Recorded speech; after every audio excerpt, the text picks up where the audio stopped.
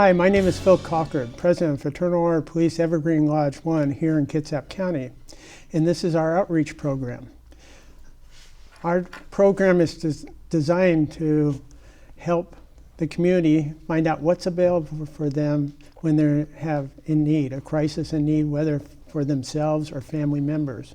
So we interview different programs that are available, and if you go to our link page at FOPEvergreenlodge.org, you'll find a list of programs for everything from mental health to alcohol abuse to substance abuse, even for homeless people. So check that. Today we have the honor of having Chief of Bainbridge Island, Joe Clark.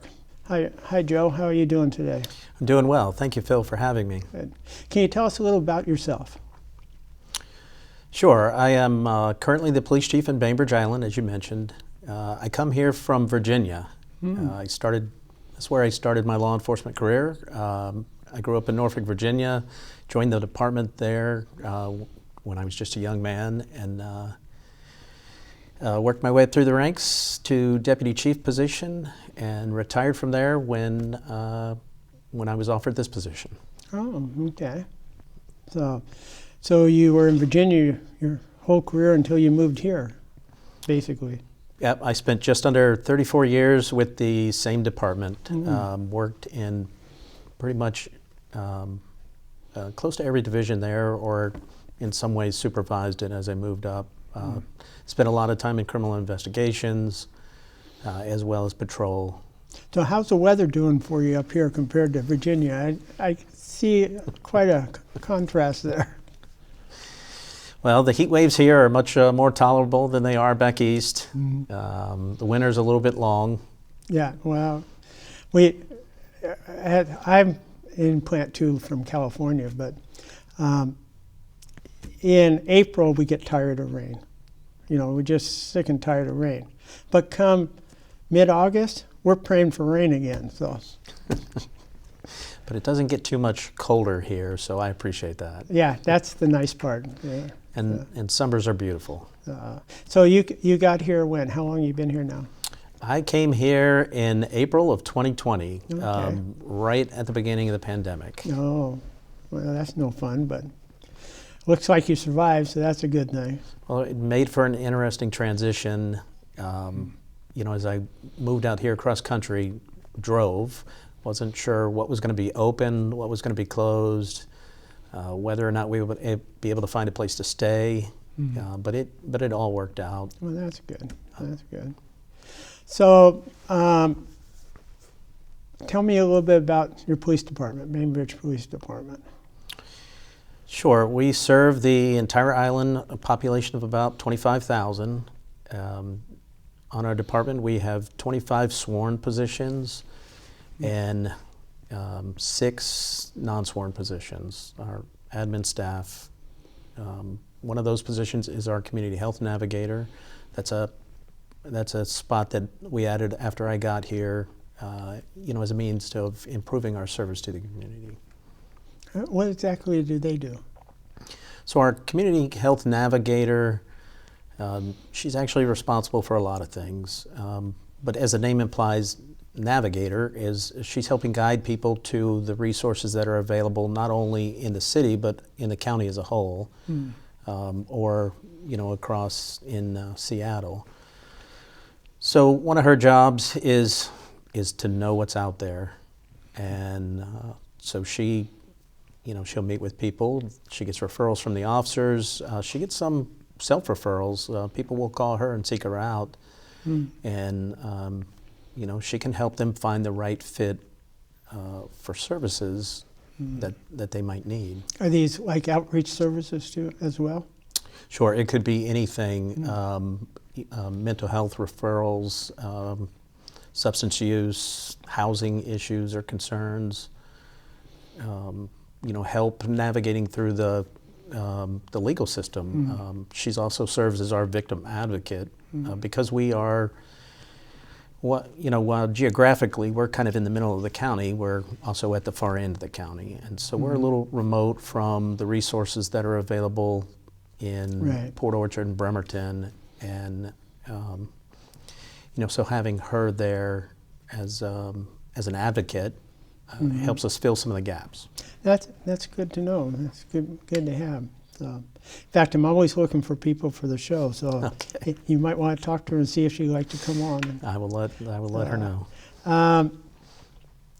Your police department, you said you have 25 officers? 25 sworn positions, Right. yes. Okay, and young, old, in between, mixture of all? I think we have a good mixture. We're bringing in new folks all the time. It's a difficult job, and there's turnover, and so we're always looking, always recruiting. From my perspective, when we're hiring, I look for a good mix of lateral officers with experience and as well as entry level. Lateral officers help us in the short term because the put them to training work period is quicker. shorter, and we get them out there working because they already know the job. It takes 9 months to a year to from hire to release from field training, to create a new police officer. Yeah, and you have a lot of downtime, so. You do. Yeah. But I like a mix because if all we do is trade officers around between departments, even between states, we're not growing the profession. So we have to give those entry-level candidates an opportunity so that we are bringing in new perspectives. How may apply nowadays? I know back in my day, there was hundreds come out for 2 positions, and I know that not just law enforcement, but every field has really dwindled on the amount of people that come in and apply. It's definitely not hundreds. I can remember when I took my entry-level test, we were in an auditorium and it was full. Probably a couple of hundred candidates there. Yeah. They tested twice a year then. It's a little different now. We're able to test fairly continuously. So we'll have a steady stream of candidates that come in and are added to our hiring lists. Oh, good, good. Tell me a little bit about the legislature passed that law about the pursuit. First you couldn't, and now you can again. What's your take on that? What's your response with your officers? How is that going? Yes, so we've gone back and forth over the last few years in what's allowed and what isn't. I will tell you from my perspective, I favor a restrictive pursuit policy, and that's what was in place in not only Bainbridge Island, but in Kitsap County as a whole. The guiding principle is the need to apprehend the offender has to outweigh the risk to the community. And so pursuits should only be undertaken in the most extreme circumstances. That's the policy that was in place before the law change. I think the impact of the law change is now we were advertising that the police can't chase you. I know, and that didn't help. Well, I think it emboldened people. You've heard stories of people being chased by the police calling into 911 to report the officer that was pursuing them as violating the law. And, that's absurd. I think this changing the law back to where it was puts the discretion back in the hands of the police departments and the communities that they serve. And you just have to make good decisions about when to use that tool and when not to. And so that's the message that we send down to the officers. The need to conduct this pursuit has to outweigh the risk to the public. And that's a good way to have it. I know back in when I was a sergeant, they put a policy in that before a deputy could run pursuit, or not run code, not pursuit, just run code, he had to have the permission of his sergeant, the road sergeant, which it was a good idea, but we we extended it a little bit that, if it's an accident comes in, don't ask permission, just go. If it's an injury accident, depends on the call. We make common sense decision. So we still had control over iffy ones, but we gave it back to the deputies as far as doing, common sense ones. Because time is an essence a lot of times, so you don't want them waiting to get permission. Sure, we have to trust our officers that they have the proper training and the proper guidance from the departments on when to exercise that discretion. Yeah. They know the weather conditions, they know how far away they are from the call and what the circumstances of the call are. In all cases, you have to exercise safety. That means, slowing down when you come to that red light, making sure everything is stopped around you before you proceed through. And so that's the training that we preach. And then you have accountability measures and supervisors listening on the radio, supervisors who see, certain behaviors, and you address those right away.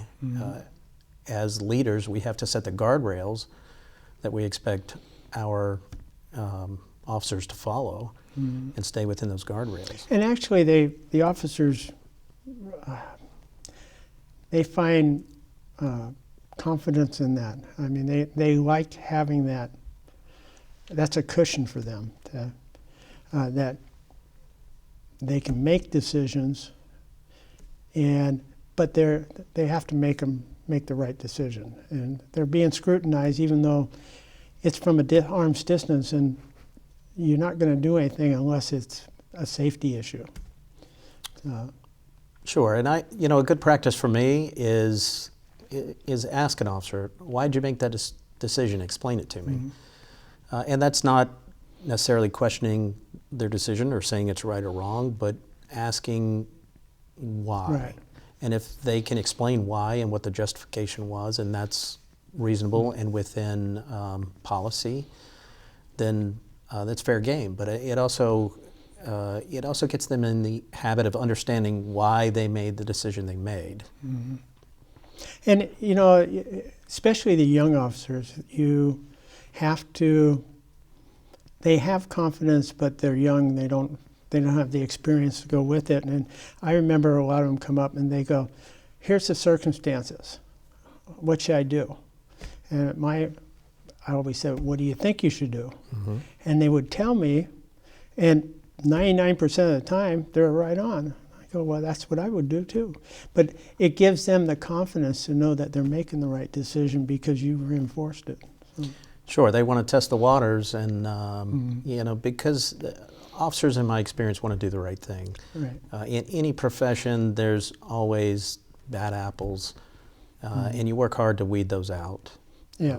But the good officers that you have, building their confidence, helping them, talk through their decisions, that's a great technique for that. And not only that, maybe you throw in, well, what about this? Have you thought of doing another way? And getting feedback. I can learn from officers just as they can learn from me. Yep.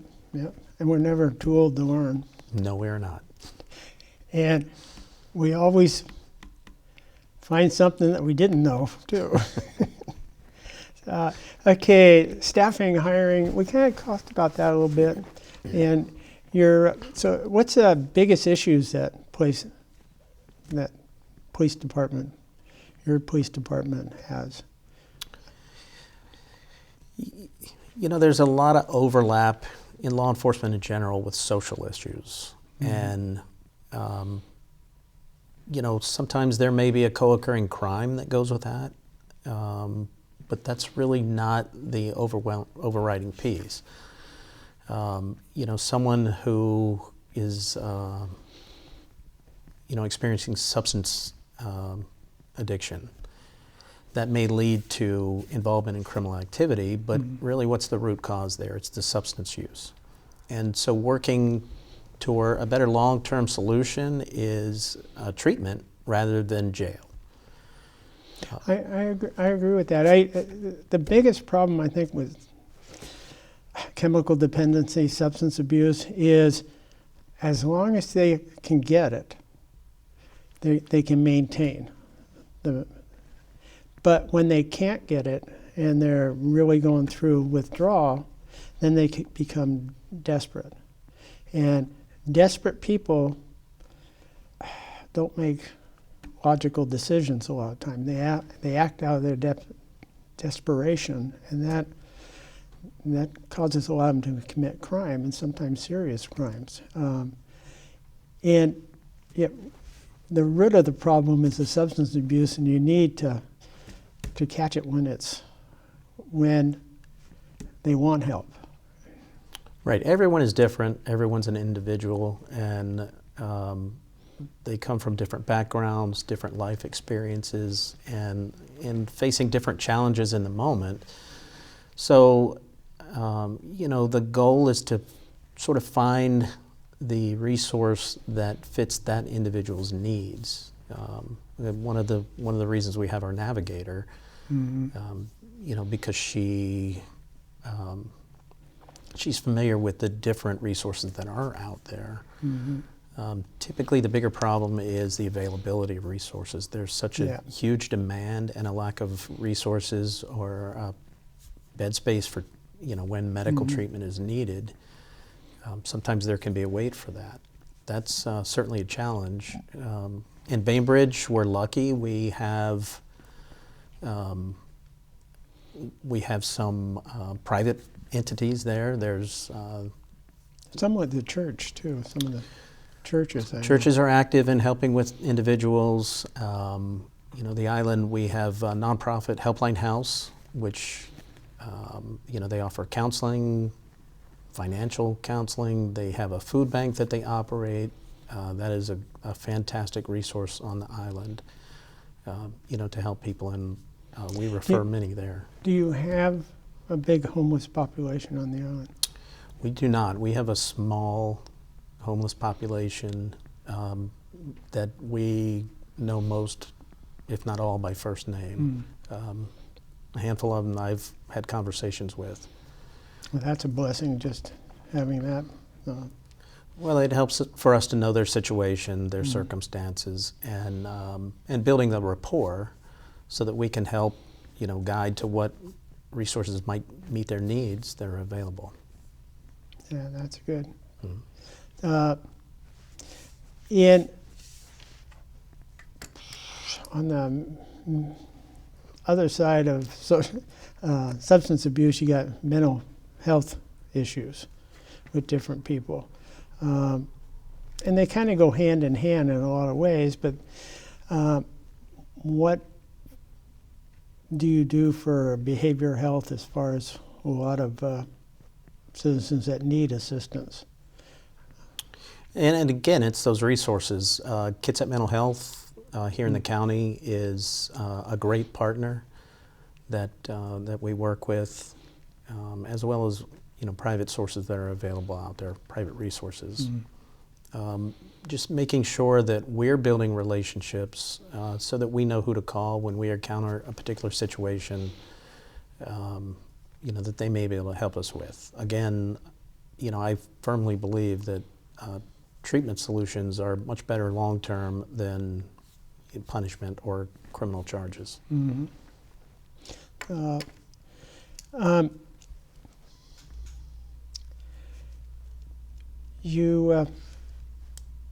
How many people do you said you have 25, so you have how many sections?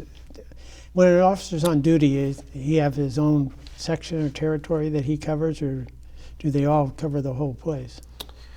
So we have 16 officers assigned to patrol, so when fully staffed and everyone's at work, not in training or leave time, that's 3 to 4 officers is our on the island. Well, 4 would be the max. 3 on a particular patrol shift is probably about average. So they will end up all over the island. So we are not such that like some departments will have geographic areas where somebody's assigned to. They will end up answering calls, and they could be anywhere on the island. They coordinate with each other where they're at. A sergeant will be there during the day and coordinate activities. So that's patrol. We have 2 detectives that do the follow-up investigations.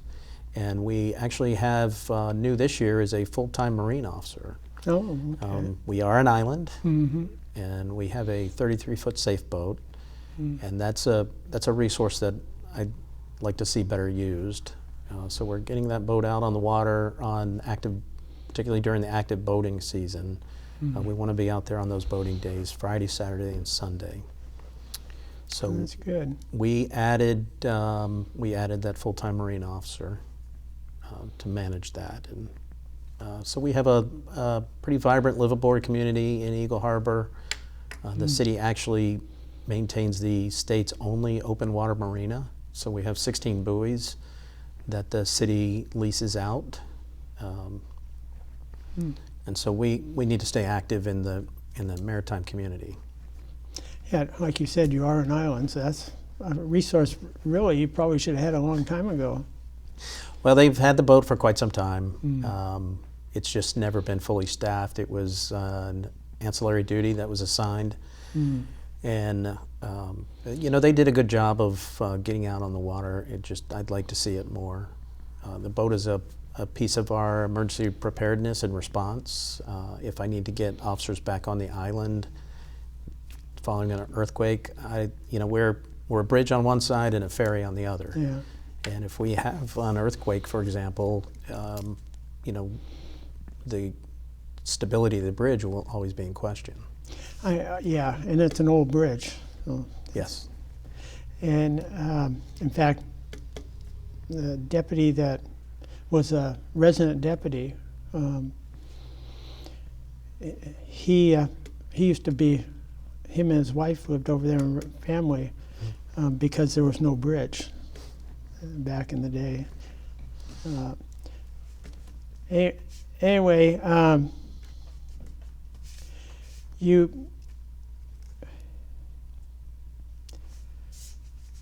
what would be the most,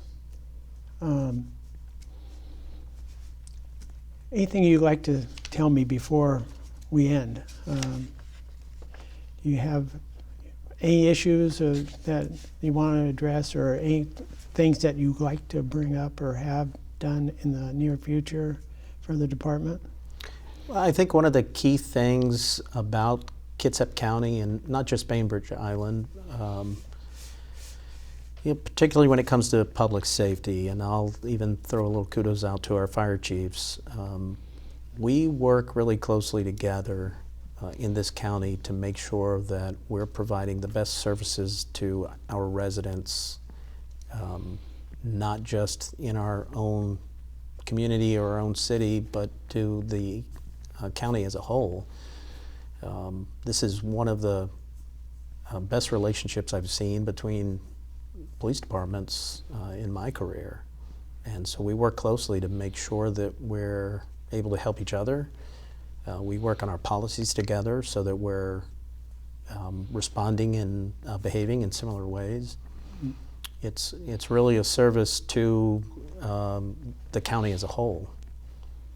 Well, I know back in the day when there wasn't many of us, it wasn't uncommon if we had a serious call to have Bainbridge officer come as backup if we had no one to back us up, or Paul's boat to come to Bainbridge to back us up. I mean, all the departments work together as far as helping in a time of need. And absolutely. Suquamish and Paulsbo are the two that, the county as well, because North Kitsap has responsibilities out this way. And so we work together very well, and we're appreciative of our partners. Good.